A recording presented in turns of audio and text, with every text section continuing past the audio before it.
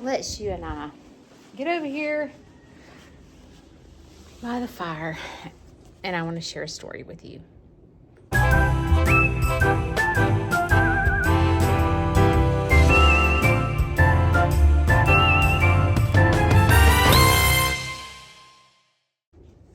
I want to share with you a story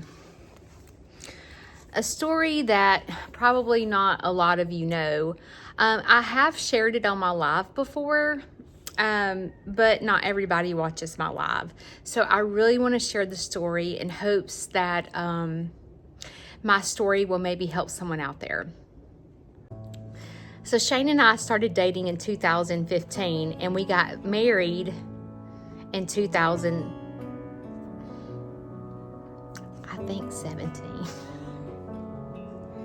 Hang on.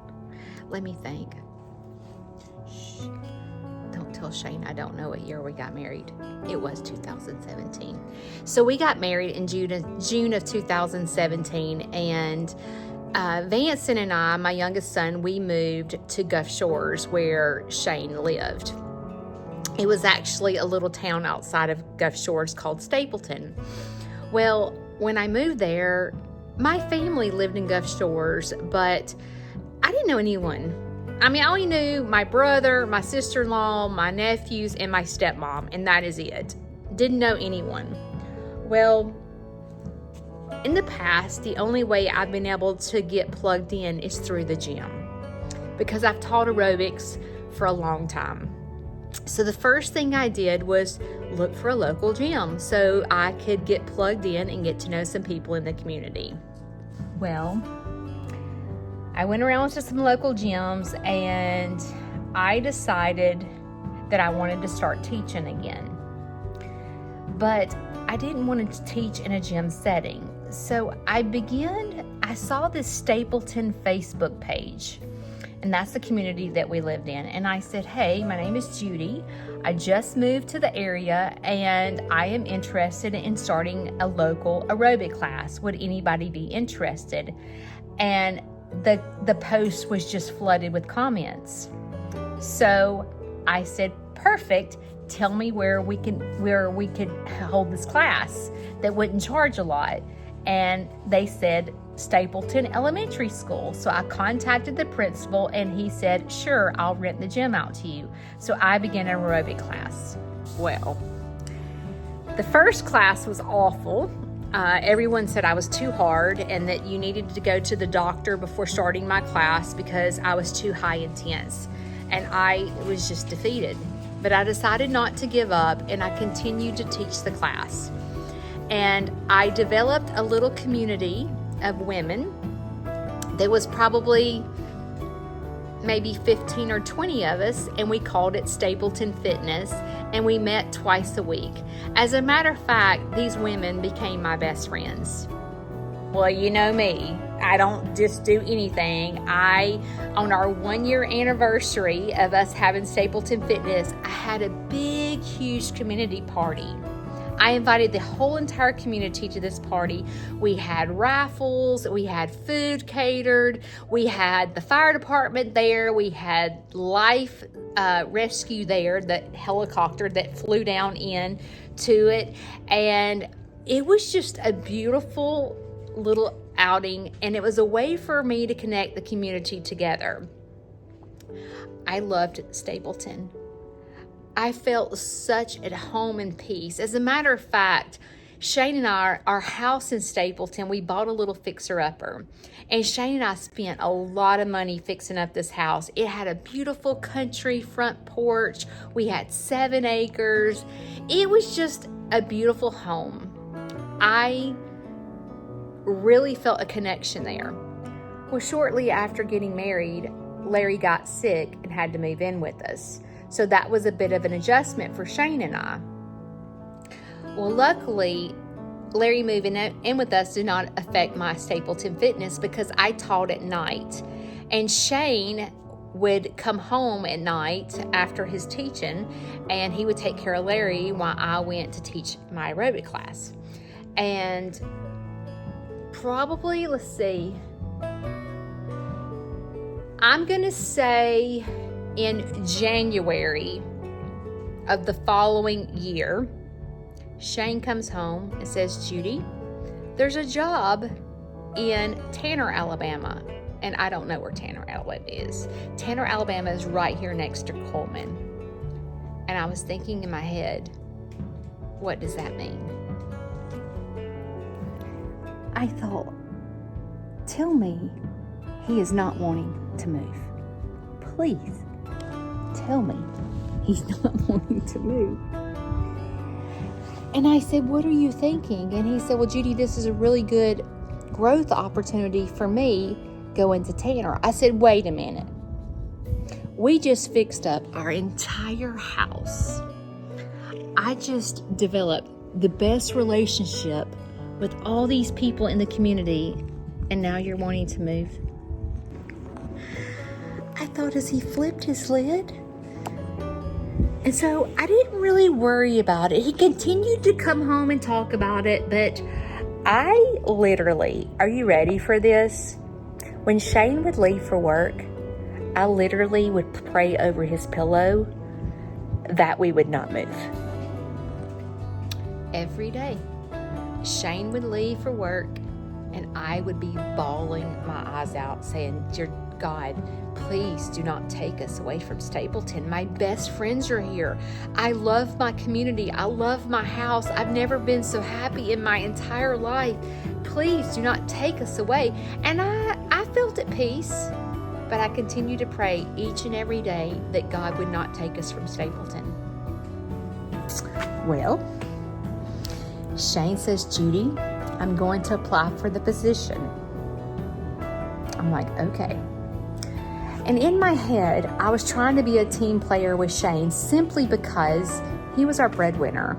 I was staying home with Larry. I had just moved there less than a year ago, and I hadn't got really plugged in with the job. I mean, I was doing Stapleton Fitness, but I also had Larry that I was dealing with, and I've never not been in a work environment. So this was all different to me. So I began to continue to pray over his pillow and just trust. Trust that whatever was supposed to happen would happen. Stop. No.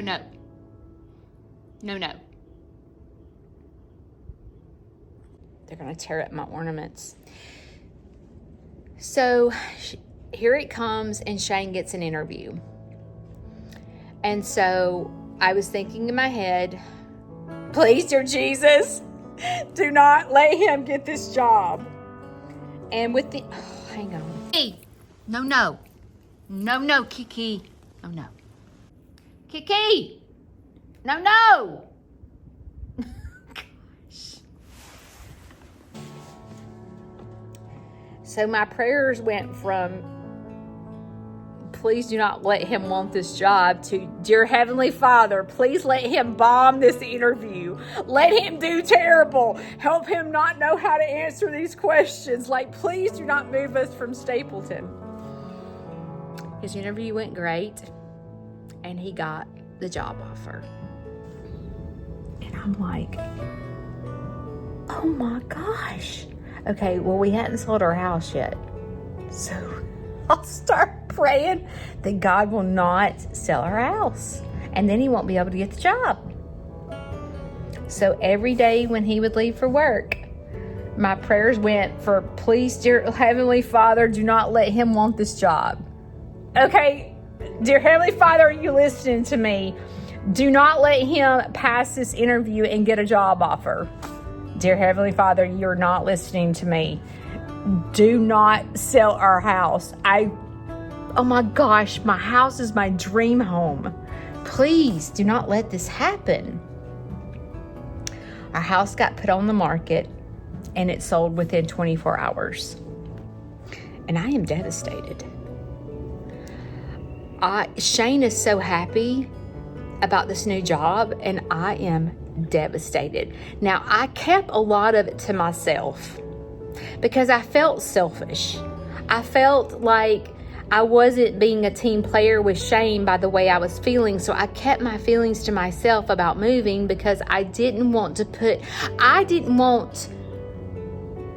me to affect his career just because I didn't want to move. So I tried my best to just go, okay, I'm moving. But I thought in my mind, now I've got to move to another community that I don't know anybody. So Shane and I found this property in Faultville. It was 40 acres and it had a little double wide on it. It had a huge lake. And I could envision myself, because we were going to build a house there, live in the trailer temporarily and build a house. And I thought in my head, it's going to be okay.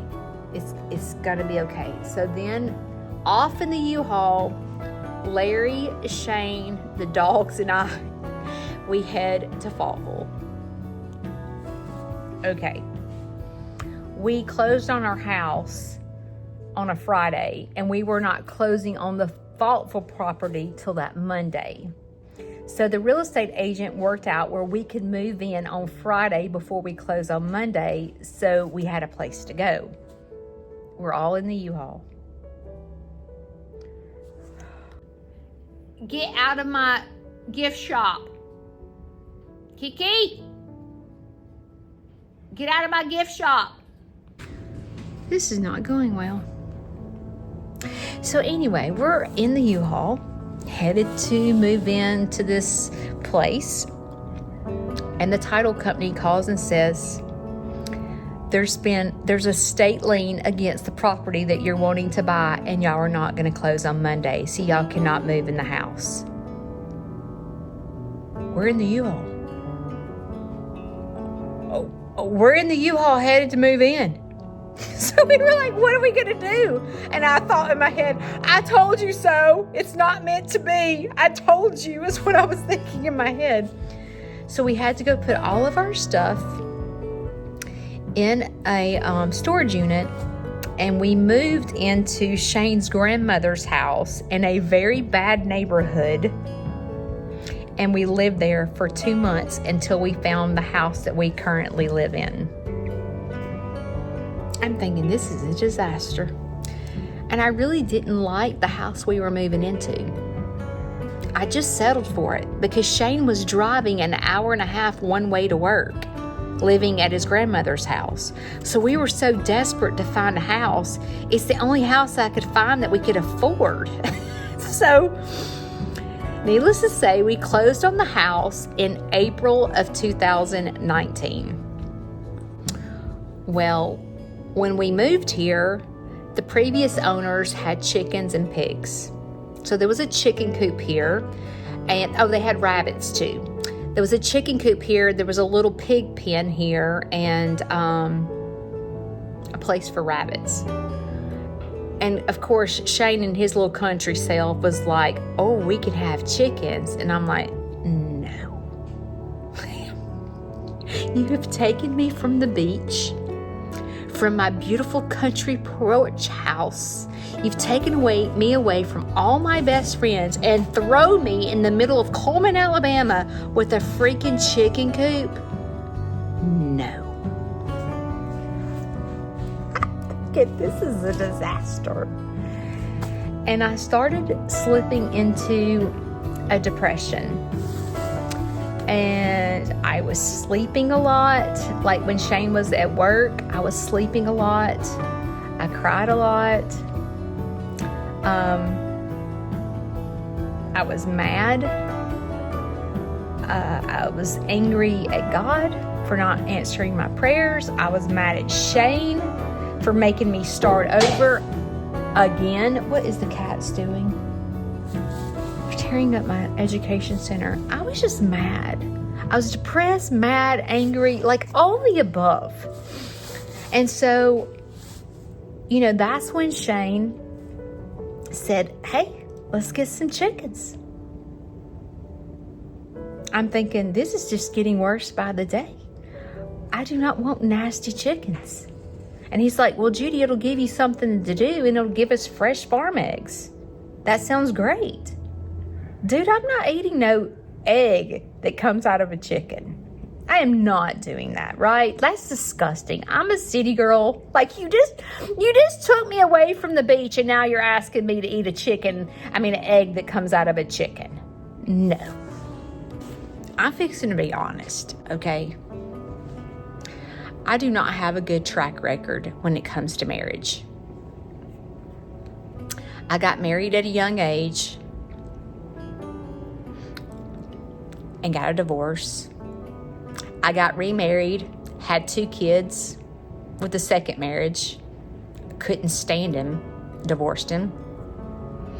Then I get married for the 3rd time. I was married for 15 years, loved him to death, left me for a 20-year-old. So now I've been divorced the 3rd time. So Shane is my 4th marriage. And I'm thinking in my head, now he's asking me to do chickens. And I'm thinking, okay, the common denominator is probably me with these divorces. Like, maybe I'm just not a good wife. So I began to work on myself with my counselor on, listen, I think I need some lessons on how to be a good wife. I don't know how to be a good wife. My mom, I grew up with a single mom, and I didn't have a really good background of what a marriage should look like. And so I don't think I'm good at this. And now he's asking me to get chickens, and I don't want chickens, but I want to be a team player. So will you just help me to learn to be submissive, learn to trust my husband, learn to be a better wife in the things that I need to do? So I began to work on myself. Ooh, you gonna get in some... Oh, is he fixed to jump? He is not. Oh my gosh. Is he fixed to jump on the ceiling? He is on... Your daddy fixing to get so mad at you for being on that red truck. I don't know if he's gonna jump to the ceiling. I'll let y'all know if he jumps. So I got chickens. I got the dang chickens, and I began to work on myself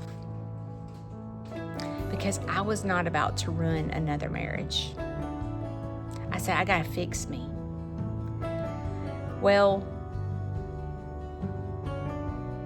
when I got the chickens, I sort of started enjoying them, right? Look at the cat. I thought he was gonna jump. Oh, shit. Shane would have a fit. It's his fault. He's the one that said, let's get chickens. So then I got turkeys and ducks and peacocks and rabbits and cats and cows and donkey and pig, sheep, alpacas. He's the one that said, let's get chickens, not me. I didn't want the dang thing. So anyway, so I began to enjoy the chickens. And I noticed that Larry was enjoying the chickens. And that's the day my life started changing. The moral to this story is the whole entire time I was praying to God for us not to move to Cullman. I was praying that God would keep us in Stapleton. I was praying for my will. And I had no idea what was in store for me.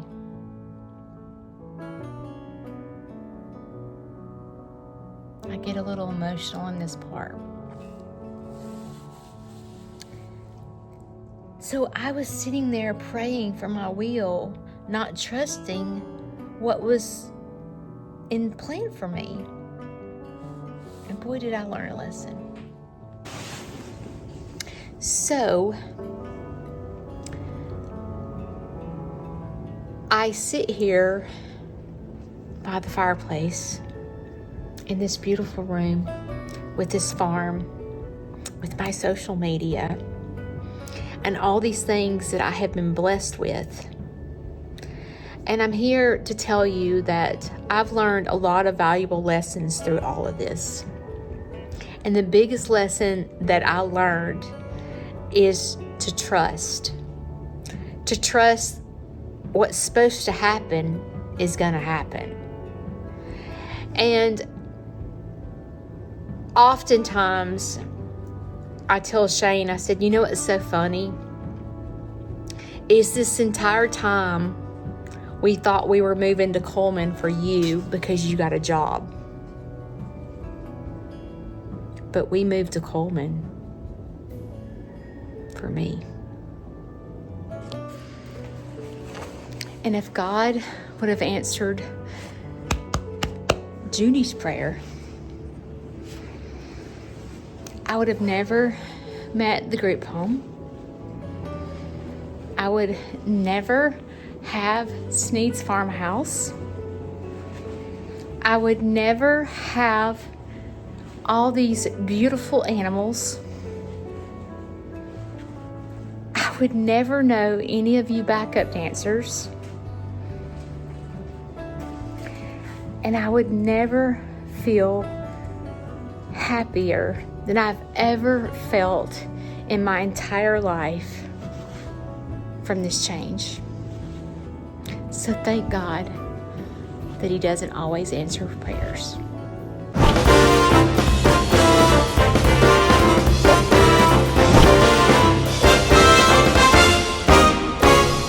Sunrise, the sky's turning blue. At Snead's farmhouse, where the love runs true. Aunt Judy's in the kitchen, coffee in her hand. With wisdom in her heart, she takes a stand.